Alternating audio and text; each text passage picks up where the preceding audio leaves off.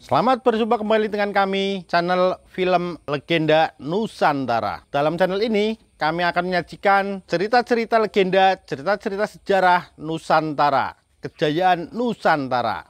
Semoga kita semua akan menyadari bahwa negara kita, Nusantara, adalah negara yang sangat luar biasa. Salam NKRI. Kidung Senja di Mataram bagian 35. Maka, dengan nekat dia lalu menghadap Adipati Ponorogo untuk membujuk pangeran yang dikenalnya dengan baik itu agar menghentikan gerakannya memberontak terhadap Mataram. Akan tetapi, ternyata maksud baik Ki Sinduening itu dibalas dengan cara yang amat curang. Dia ditangkap dan ditahan, walaupun diperlakukan dengan baik, tetap saja kebebasannya dirampas dan dia menjadi orang tawanan. Kenapa begitu? Apa maksudnya Gusti Adipati memperlakukannya seperti itu? Karena sang Adipati menginginkan agar Ki Sinduening suka membantu Ponorogo memberontak kepada Mataram dengan janji-janji muluk. Akan tetapi, Ki Sinduening adalah seorang ksatria yang tidak sudi menjual negara. Aji mengangguk-angguk kagum. Bukan main. Akan tetapi, Joko, kenapa engkau ingin membebaskannya? Pekerjaan itu berbahaya sekali. Kalau ketahuan, engkau akan dikeroyok dan di sana terdapat banyak orang dikdaya. Aku tidak takut. Aku siap mempertaruhkan nyawaku untuk menolong dan membebaskannya. Engkau sungguh gagah dan pemberani, akan tetapi juga nekat, Joko. Apa mukah Ki Sinduening itu sehingga engkau siap mempertaruhkan nyawamu untuk menolongnya? Betapapun hatinya untuk memperkenalkan diri sebagai Mawarsi, sebagai dara yang pernah berkenalan dengan Aji, diperkenalkan oleh Bayu. Akan tetapi, Joko Lau merasa belum waktunya membuka rahasia penyamarnya. Aku adalah seorang keponakannya. Paman Sinduening harus kuselamatkan dan kalau engkau suka menolongku, aku akan berterima kasih sekali. Hening sejenak. Aji nampak berpikir-pikir, kemudian dia memandang wajah Joko Lau. Ada dua hal yang membuat aku bertanya-tanya. Pertama, kenapa engkau percaya kepadaku, Joko? Aku adalah seorang asing bagimu, bagaimana kalau aku melaporkanmu kepada Gusti Adipati? Bagaimana kalau aku mengkhianatimu? Andika bukan orang asing bagiku, Aji. Bukankah kita pernah saling berjumpa di Muncang? Aku percaya kepadamu dan biasanya, suara hatiku meyakinkan dan tidak pernah salah menilai orang. Terima kasih, Joko. Dan hal kedua yang membuat aku bertanya-tanya adalah apa yang dapat kubantu? Aku hanya seorang tukang merawat kuda, tempatku di kandang kuda, di bagian belakang. Aku tidak mempunyai kedudukan apa-apa di Kadipaten, hanya sebagai abdi yang paling bawah.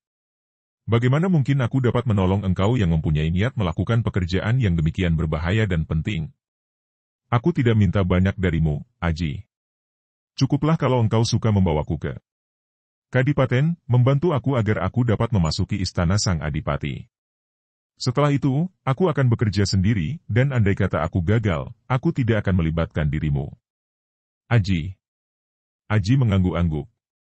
Lalu dia menyerahkan aritnya kepada Joko Lau dan berkata, kalau begitu, cepat kau lanjutkan pekerjaanku menyabit rumput.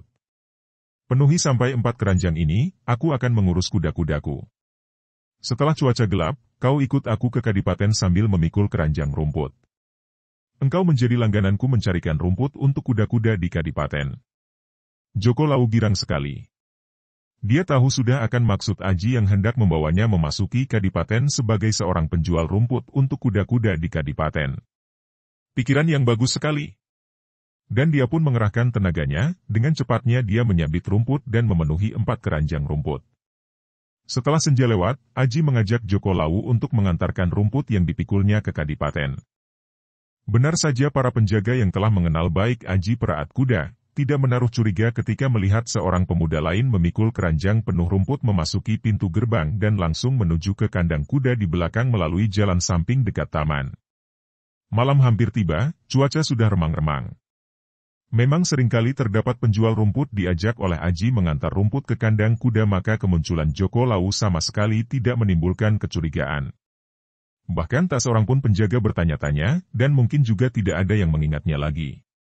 Aji sudah mempersiapkan jawaban seandainya ada yang teringat dan menanyakan mengapa penjual rumput itu tidak nampak keluar lagi malam itu.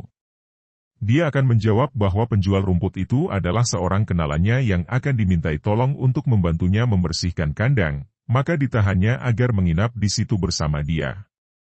Akan tetapi, sampai malam tiba, tidak ada seorang pun prajurit penjaga yang datang ke kandang, apalagi bertanya. Hal ini tentu saja melegakan hati Aji, terutama Joko Lawu yang sama sekali tidak menghendaki pemuda yang telah menolongnya itu akan terlibat dalam urusannya. Andai kata dia gagal menolong ayahnya, tertawan atau tewas sekalipun, dia rela. Akan tetapi kalau sampai Aji yang tidak tahu apa-apa tersangkut dan ikut menderita, dia akan merasa menyesal sekali. Atas nasihat Aji, baru menjelang tengah malam Joko Lawu meninggalkan kuda di mana terdapat sebuah kamar yang menjadi tempat tinggal Aji, dan dia menyelinap dan menghilang ke dalam kegelapan malam. Dari Aji dia mendapat tambahan keterangan yang lebih jelas tentang letak tempat tahanan, di mana adanya para penjaga malam, dan bila mana diadakan ronda malam. Jalan mana yang paling aman untuk ditempuh ketika mendekati 4 tahanan. Semua ini memudahkan gerakan Joko Lawu dalam usahanya menyelamatkan ayahnya. Sesuai dengan petunjuk Aji, tanpa banyak mengalami kesukaran, akhirnya Joko Lawu dapat berada di atas wuungan kamar tahanan itu.